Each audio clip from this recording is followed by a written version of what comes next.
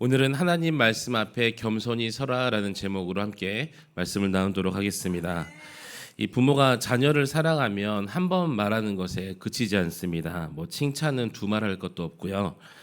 예를 들어서 자녀가 위험한 길로 간다면 붙잡고 또 잘못한 것이 있으면 타이르게 되고 또 잘못을 반복하고 또 그것을 멈추지 아니하면 부모는 자식을 사랑하기 때문에 눈물로 호소하기까지도 합니다.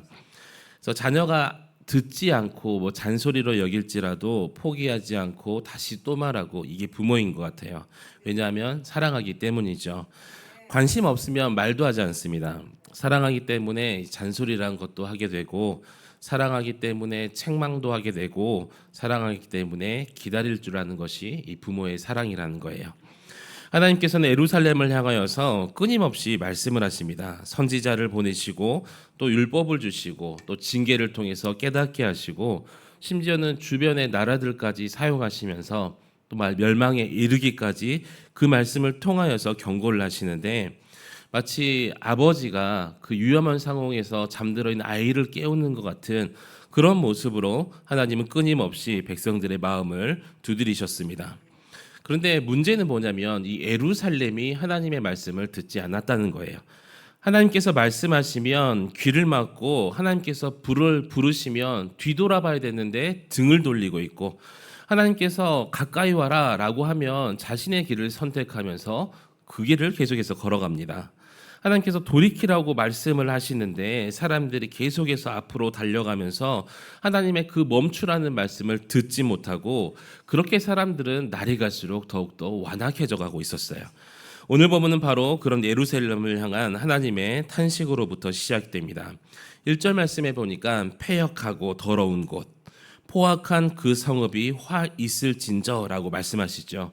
하나님께서 심판하시기 전에 정말 오래 참으셨고, 진노하시기 전에 먼저 기다려 주신 분이 우리 하나님이세요. 버리시기 전에 수없이 그렇게 불렀었는데, 그런데 예루살렘이 왜 이렇게 하나님의 경고의 말씀을 듣는 지경이 되었을까요? 오늘 본문 2절에서 이 분명한 이유를 말씀하고 계십니다. 그가 명령을 듣지 아니하며 교훈을 받지 아니하며 여호와를 의뢰하지 아니하며 자기 하나님에게 가까이 나아가지 아니하였도다. 아멘. 결국 예루살렘의 이 문제는 군사력이나 경제력이나 어떤 문화의 이런 문제가 아니라 하나님 앞에 겸손을 잃어버렸다라고 말씀하고 있다는 거예요. 교만이 예루살렘을 무너뜨려 버리고 하나님보다 자신을 더 신뢰한 것이 이 예루살렘을 심판의 자리로 이끌고 갔습니다. 사랑하는 성도 여러분, 오늘 본문이 우리에게 예배를 통하여서 말씀하고 계시고, 또 성경을 통하여서 말씀하고 계시고, 또 어떤 상황 가운데 우리에게 은혜를 베푸셔서 그 은혜가 우리가 기뻐하는 은혜일 수도 있고 어려운 상황의 은혜일 수도 있지만, 그 고난을 통하여서 우리에게 계속해서 말씀하고 계신다는 거예요. 그런데 우리는 과연 하나님 말씀 앞에 어떤 자세로 서 있는가?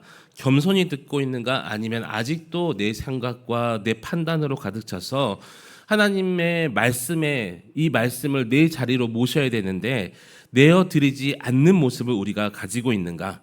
그래서 오늘 말씀을 통하여서 하나님보다 내 생각을 더욱 신뢰했다면 내 생각을 내려놓고 하나님 말씀 앞에 다시 한번 겸손히 설 수 있는 저와 여러분이 되시기를 우리 주님의 이름으로 간절히 축원합니다. 오늘 보면 첫 번째로 하나님의 말씀을 듣지 않는 것이 교만이다라고 말씀하시는데, 본문 2절은 예루살렘의 죄를 가장 먼저 이렇게 지적하고 있습니다. 그가 명령을 듣지 아니하며 교훈을 받지 아니하며. 하나님께서 보실 때 예루살렘의 문제는 성벽이 무너져 버리고 이런 것이 문제가 아니었고, 하나님의 교훈과 말씀을 듣지 않았다, 하나님께서 그것을 지적하고 있어요. 하나님의 말씀을 듣지 않는 것이었는데, 예루살렘은 이방 민족처럼 하나님을 모르는 백성들이 아니었어요. 하나님을 잘 알고 있어서, 그래서 하나님의 율법을 받은 사람들, 성전도 가지고 있었고 제사도 드리고 있었고 심지어 절기까지 잘 지키는 그런 민족이었습니다. 근데 하나님께서는 그들의 종교적인 그런 행위를 보신 것이 아니라, 바리새인과 같은 그런 행위를 보신 것이 아니라 말씀을 듣고 있는가, 하나님께서 하시는 그 음성에 순종하고 있는가, 이것을 보셨던 거예요. 사실 인간의 모든 죄는 하나님의 말씀을 떠나는 데부터 시작이 되죠. 아담과 하와 에덴 동산에서 하나님께서 먹지 말라라고 하는 과실을 먹었어요. 자신의 하나님 말씀보다 내 판단이 더 우선했던 거예요. 하나님은 먹지 말라고 하셨는데 뱀이 뭐라 그래요? 먹어도 된다라고 하니까 또 보니까 먹음직하고 보암직하고 지혜롭게 할 만큼 탐스럽기도 하고, 그때 인간은 하나님 말씀보다 자신의 눈에 좋아 보이는 것들을 선택하더라라는 것입니다. 이것이 죄의 시작이고 교만의 시작이 되었던 것이죠. 하나님께서 우리에게 오늘 또 말씀을 통하여서 용서하라라고 말씀하고 계시는데, 우리는 끝까지 미워해야지라는 마음이 마음속에 가득 차 있는 거예요. 이 사람은 절대 내가 용서하지 말고 저 사람을 좀 더 사랑해 줘야지, 하나님 말씀을 자기의 마음대로 재단하면서 하나님께서 말씀하시는 그 사랑조차 자신의 마음대로 행하려고 한다는 것입니다. 하나님께서 기도하라고, 걱정 붙들어 매라고, 수고하고 무거운 짐을 다 맡기라고 하는데 기어이 그 짐을 또 우리는 메고 가고 있습니다. 하나님께서 예배를 우선하라고 말씀하시는데 세상 일이 얼마나 중요해 보이는지 모르겠어요. 하나님께서 거룩하게 살라고 말씀하시는데 여전히 세상과 타협하고 음란과 이런 것들이 마음속에 가득 차 있고, 결국 말씀을 듣지 않는다는 것은 단순히 귀로 내가 닫겠습니다가 아니라 하나님보다 내 생각이 더욱더 옳습니다라고 하는 거예요. 그게 우리 삶 속에서 그대로 드러나고 있다는 것이죠. 그런데 참된 겸손이라는 것은 하나님 앞에서 주님의 말씀이 옳습니다.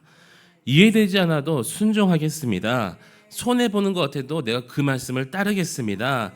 당장 이 결과가 나에게 보이지 않아도 순종하는 것. 왜냐하면 하나님의 말씀은 언제나 옳고 선함을 여러분 믿으시기 바랍니다. 사랑하는 성도 여러분, 하나님께서 예배를 또 성경을 통하여서 또 성령께서 우리의 마음에 감동을 주시어서 말씀하고 계세요. 부디 우리의 귀가 열려서 하나님의 말씀을 듣게 하시고 우리 마음이 조금 더 부드러워져서 하나님의 말씀에 순종하며 그렇게 겸손한 성도들이 저와 여러분 되시기를 주님의 이름으로 간절히 축원합니다. 오늘 본문은 두 번째로 하나님의 교훈과 징계를 받지 않는 것이 교만이다라고 말씀하십니다. 본문은 계속해서 교훈을 받지 아니하며라고 말씀하고 계시는데, 어떤 교훈이라는 것은 우리가 선생님이 제자들에게 주는 어떤 단순한 가르침 이런 것이 아니라 하나님께서 우리를 바르게 세우게 하기 위해서 주시는 책망과 어떤 훈련들, 때로는 우리는 고난이라고 부르기도 하는데 징계까지 포함하는 것이 하나님의 교훈이라는 거예요. 하나님께서 사랑하는 자녀를 결코 내버려 두는 적이 없으십니다. 잘못된 길로 돌아가면 어떻게든 돌이키게 하시고, 이건 제 표현인데 머리끄댕이를 잡아서라도 그 자리에 앉히시는 분이 바로 우리 하나님이시라는 거예요. 그래서 내가 혹시라도 위험한 길로 갈까봐 우리를 부르시고 죄 가운데 머물러 있으면 회개하도록 깨우시는 분이 바로 우리 하나님이시라는 거예요. 그래서 본문 6절과 7절에 보면 하나님께서 주변 나라들의 심판받는 모습을 예루살렘에게 보여주고 있습니다.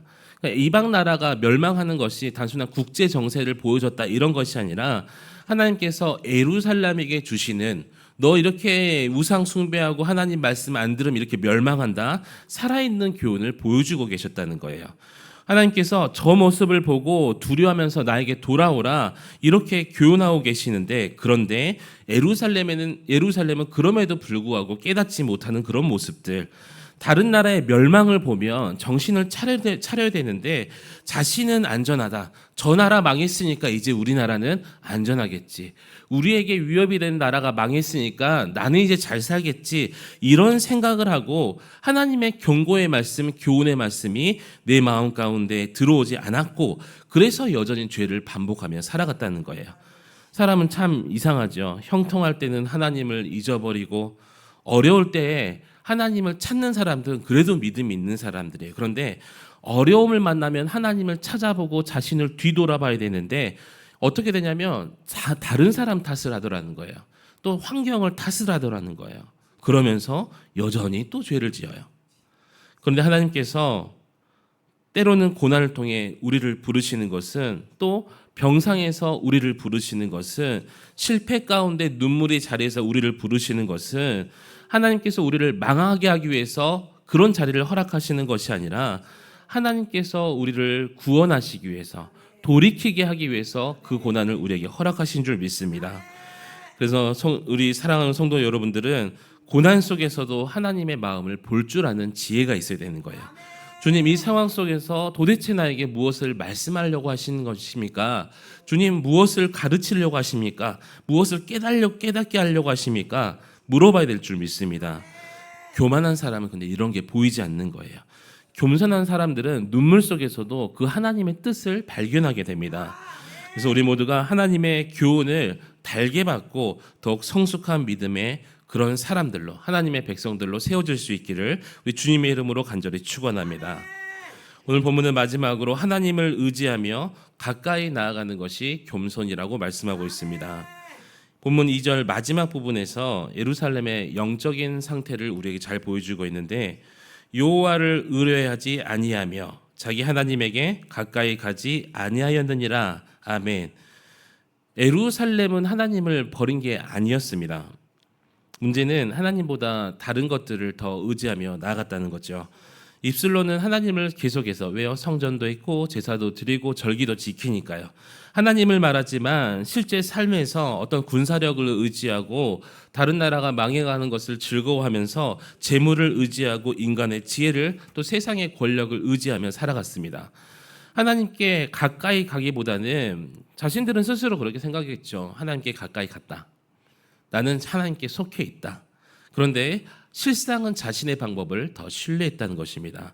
사실 이게 인간의 본성이라는 건데, 눈에 보이는 것이 나의 전부가 되는, 또 통장의 잔고가 나의 전부가 되고 환경의 안정이 어떤 나에게 전부가 되는, 그런데 하나님은 그런 것들이 우리의 진짜 안전이라고 말씀하지 않는다는 거예요.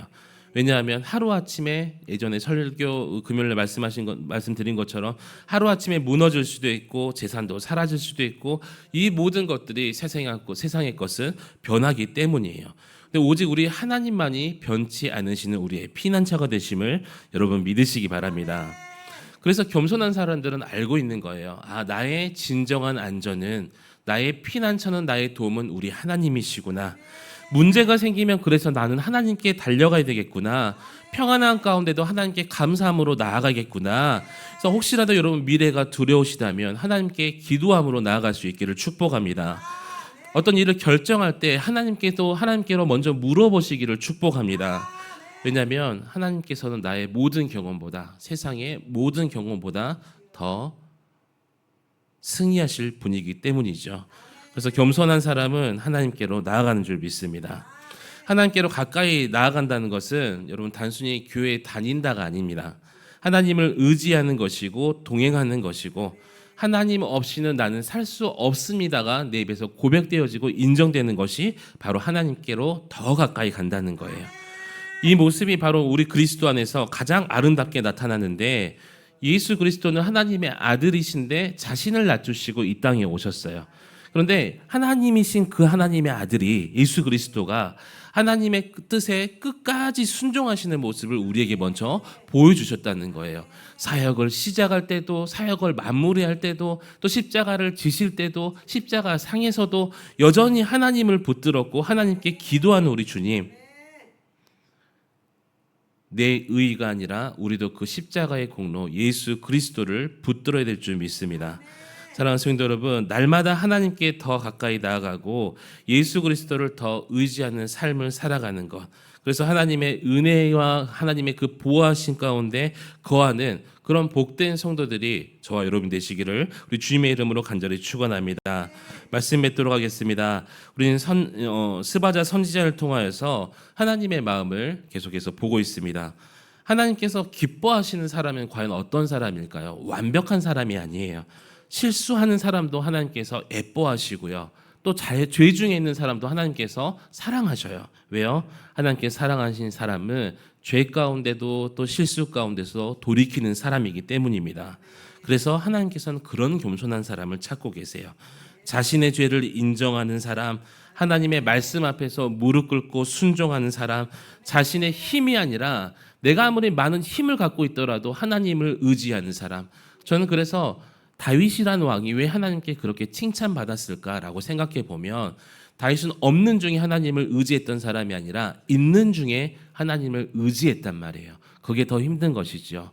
자신의 힘과 능력을 더 의지할 수 있었지만 그럼에도 불구하고 하나님을 붙들었던 그 다윗 왕, 우리의 모습이 되어야 될 줄 믿습니다. 히스기야가 그랬고요. 또 베드로가 무너진 가운데 다시 한번 돌이킨 사람들, 넘어질 수 있었지만 끝내 하나님 앞에 자신을 낮추며 붙들었던 사람들이었습니다. 그러므로 사랑하는 성도 여러분, 말씀 앞에 겸손히 서시기 바랍니다. 하나님의 교훈이, 그 교훈이 어떤 방법일지라도 달게 받을 수 있기를 축복합니다. 그리고 무엇보다도 예수 그리스도를 더욱더 의지하면서 하나님께로 더욱더 가까이 날마다 십자가 앞에 자신을 낮추고 주님의 은혜로만 살아갈 수 있는 저와 여러분이 되시기를 다시 한번 우리 주님의 이름으로 간절히 축원합니다. 오늘 이 시간 함께 기도